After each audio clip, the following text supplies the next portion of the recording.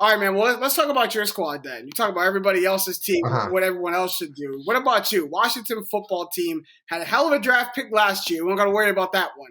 Couple of great draft picks last year. Couple of great draft picks this year, or last year. But this year, you guys have the Washington football team trading up to the Lions for the number 7 overall pick, and actually taking your guy Justin Fields, who you're so high on. Figure. That comes full circle for you, huh? You 360 up front, it all comes full circle. you So, like, my biggest question is this as a fan, is this your ideal scenario? Or is this just something that you actually see happen?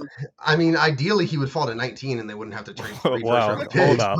Calm down.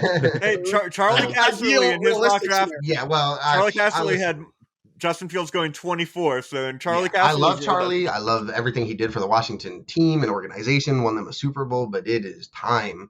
He's had some questionable things happening lately. Yeah. In some of these mocks. But so like I said, as far as mine's realism, right, I'm not going to let Justin Fields just fall. I think if he gets to that 7 and 8 point, so the first pick is 3, right? That's the big one that's going to determine everything. Who does San Francisco take at 3? Yeah. They take Mac Jones, best case scenario for Washington, worst case scenario for everyone who likes football, except for Seahawks and Rams. And I guess Cardinals fans. My guess, I had them taking Trey Lance in the mock just because I think Kyle Shanahan's a genius. I think very highly of him. I think he's very smart. He grew up in the industry with his dad being a Super Bowl winning head coach. He understands the value of information. So we see all of this smoke with, they're going to take Mac Jones. Chris Sims thinks they're taking Mac Jones, and him and Kyle Shanahan have tattoos together. And then all these like random things about, why Mac Jones is good and why Justin Fields is bad. But then you go like, Justin Fields is snapping with his right foot back instead of his left foot back previously. Kyle Shanahan made Matt Ryan do this when he was running the offense, so maybe it's Justin Fields. I think it tells a lot that there's so much smoke around both those guys, and Trey Lance isn't really being talked about despite San Francisco being at every Trey Lance significant dating through the past year. Doing their homework. Kyle Shanahan's always been given quarterbacks like Kirk Cousins, quarterbacks like Matt Ryan, quarterbacks like Jimmy Garoppolo, where they're not making a ton of plays. Now, Matt Ryan obviously won an MVP, so I'm sure he's not too upset about that. But with the other two guys, they're not making plays on themselves. They're not physically dominant guys. I'm a big Matt Ryan defender. I love Matt Ryan. Listen, 2022 Washington football team quarterback if they don't take someone this year. Or Aaron Rodgers. Mids now.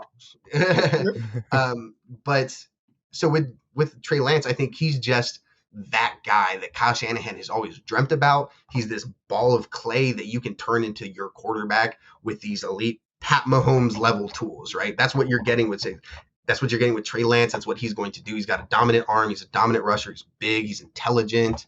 That's the guy where it's like, if I could turn that dude into my quarterback, I'm winning whatever Super Bowls. Especially if you look at like Mahomes, he was drafted by the perfect team in Kansas City. Exactly. You getting to mold him how he wanted to. And you talk about like what team, because if I'm honest, if I'm a rookie quarterback, they're like, all right, you can go to one of Jacksonville, to the Jets, or to Kyle Shanahan in San Francisco. I know exactly where I want to go. Facts. If Fields does fall though to that 7 spot, 7 or 8, that's my guess. 7 or 8. You think Washington trades up, and that's your ideal scenario? I'll tell you right now, it's one of Washington or Denver. Denver has talks about moving up as well. New England has talked about it and has interest, but I just don't think that they're going to match what Washington or Denver would potentially put up, right?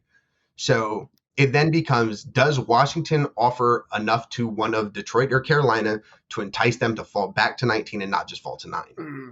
That's the big one. If one of those quarterbacks is there, they're going to try and move ahead of Denver, right? Because Denver's taking a quarterback and one of Fields or Lance falls to them. I don't think anyone's moving up for Jones. Maybe New England does for like 3 picks, but I'm not sure. So my guess is Trey Lance will go 3. If Trey Lance doesn't go 3 and Fields goes 3, Atlanta will take Trey Lance. I'm pretty sure about that.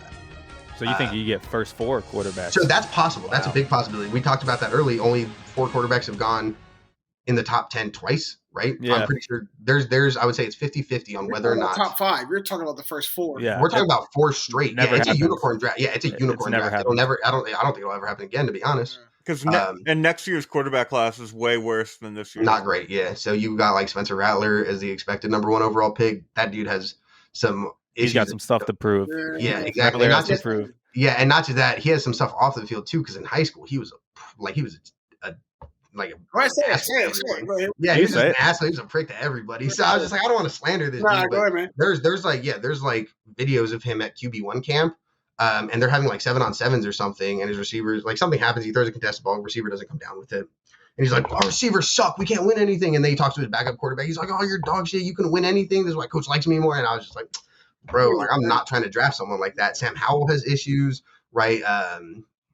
JT Daniels has problems. Keaton Slovis has issues. So that's why I do think that this quarterback class is the best we've seen in a while. Since 2018 is the only comparable one.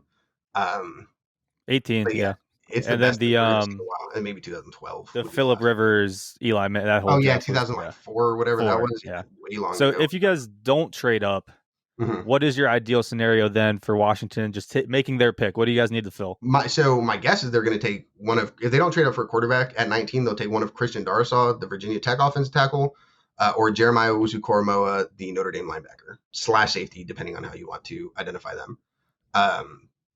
If one of those two people are there at 19 and they don't trade up, I'm 99.9% positive they're going to pick one of them, whoever's there. Oh, lineman or linebacker? Yeah. Yeah, one of those two players specifically. They're constantly connected. It just makes a lot of sense. Ron Rivera loves dudes like JOK. He's a linebacker who covers. Drafted Shaq Thompson in the first, right? Luke Kuechly guy. So he definitely is a fan. And then Christian Darrisaw makes a ton of sense as well. That's my two guesses. One of those two people will probably be in Washington or Lancer Fields. So I'm wondering about this Justin Fields pick. Is this something the streets is telling you, or is this something just the Washington streets is telling you? Because it kind of sounds like, I don't know, bro, because the streets be telling me everyone's going 3. To my knowledge, 3 is for the streets because everyone has been connected there, right? Yeah, right. San Francisco wants every quarterback that Apparently. Washington, shit, I might have to bring my arm back out. They want everyone. The NFL always needs quarterbacks. Washington will like Justin Fields and Trey Lance. That's just, it fits, right? What they've always wanted, what they've always done, especially with like Ron Rivera. You think, all right, Cam Newton. Well, yeah, that seems about right. They never really drafted. They drafted dude out of West Virginia. I don't remember his name. It was terrible. Will Greer. Will Greer. Yeah.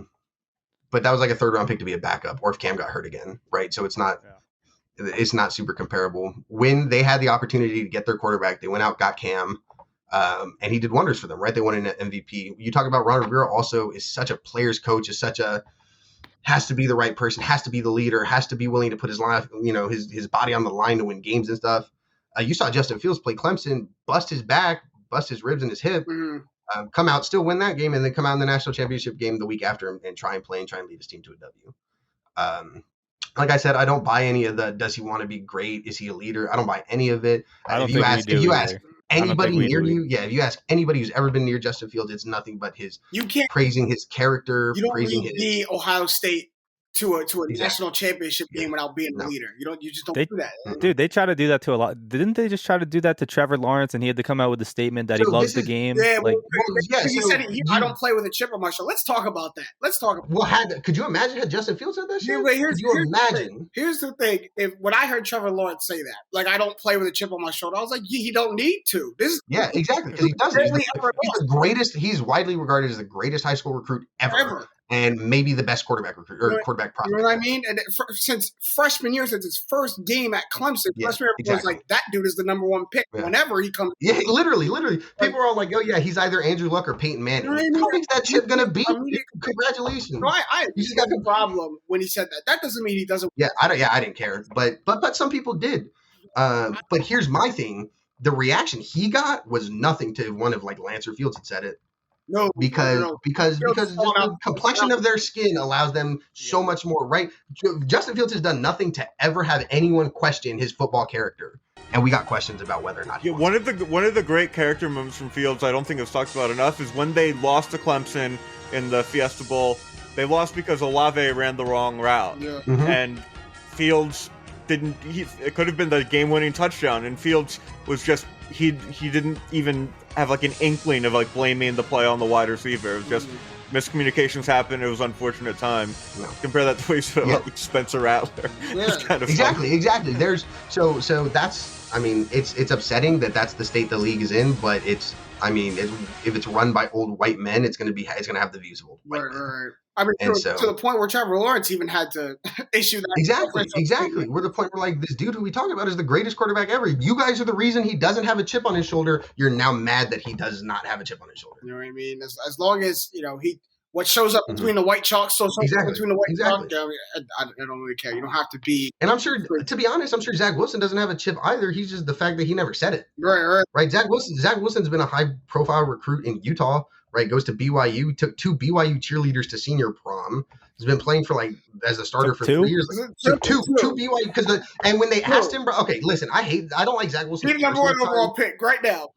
He is Zach Wilson's number 1 overall. Yeah, game recognized game, and Zach Wilson's a certified savage because when they asked him, he was like, "Oh yeah, I brought two BYU cheerleaders to play."